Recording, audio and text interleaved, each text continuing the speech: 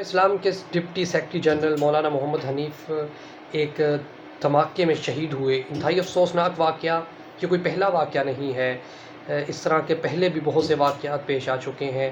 سوالیہ نشان ہے سیکورٹی اداروں کی پرفارمنس پر کہ جب معلوم ہے کہ ایک بڑی جماعت کے اہم شخصیت ہیں تو ان کی سیکورٹی کا کوئی خاص انتظام نہیں تھا، اور کہاں ہے نیشنل ایکشن پلان جس کے تحت ہم دہشت گردی کے خلاف جنگ لڑ رہے تھے۔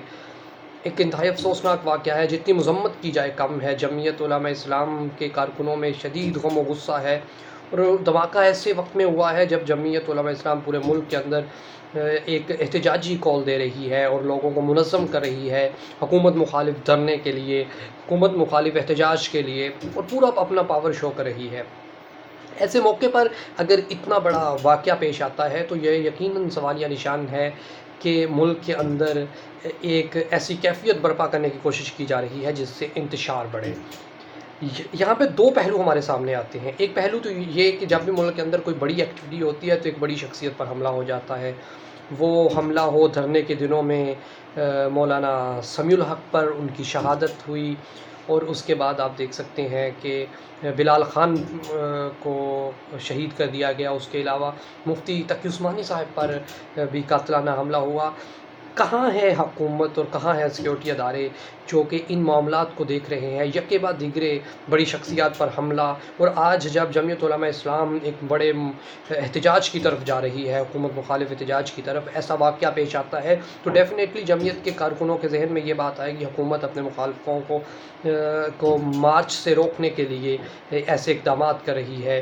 یقینی طور پر سوال اٹھتے ہیں۔ مولانا سمیع الحق نے عمران خان کے خلاف ایک تقریر کی تھی جب احتجاج ہو رہا تھا، اس احتجاج کے دوران، تو اس کے فوراً بعد ان کی شہادت ہو گئی، اور اس کے بعد پھر یہ واقعہ آپ کے سامنے ہے کہ ایک احتجاج کی تیاری ہے، حکومت کے مخالف ایک تحریک چلانے کی کوشش کی جا رہی ہے، اور اس سے پہلے ایسا واقعہ پیش آتا ہے۔ تو دیکھا جائے تو ملک کے ایک خاص طبقے کی طرف یہ نشان جاتا ہے کہ وہ جب بھی کوئی ایسا قدم اٹھاتے ہیں، اپنے حقوق کے لیے نکلتے ہیں، تو ان کو شہادتوں کو دیکھنا پڑتا ہے، انہیں لاشیں اٹھانی پڑتی ہیں۔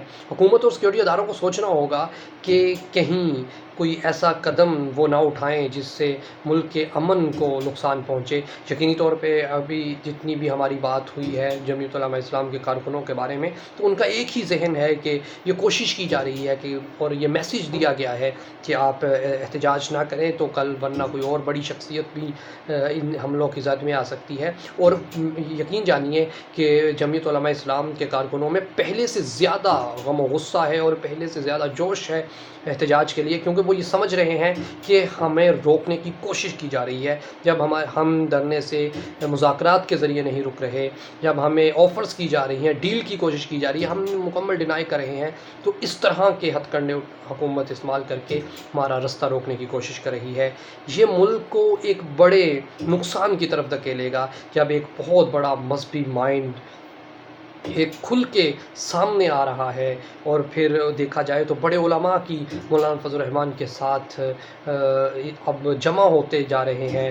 تو ان کیفیات میں، ان معاملات میں جب ایسا کوئی واقعہ پیش آئے گا تو یقیناً ایک نیگیٹو اپروچ سامنے آئے گی، اور لوگوں کے اندر مزید غم و غصہ جو ہے وہ بڑھے گا، اور اس کے رزلٹ کافی نقصان دہ بھی ہو سکتے ہیں۔ ہمیں سوچنا ہوگا اور ایسے اقدامات اٹھانے ہوں گے کہ دوبارہ ایسے واقعات نہ ہوں۔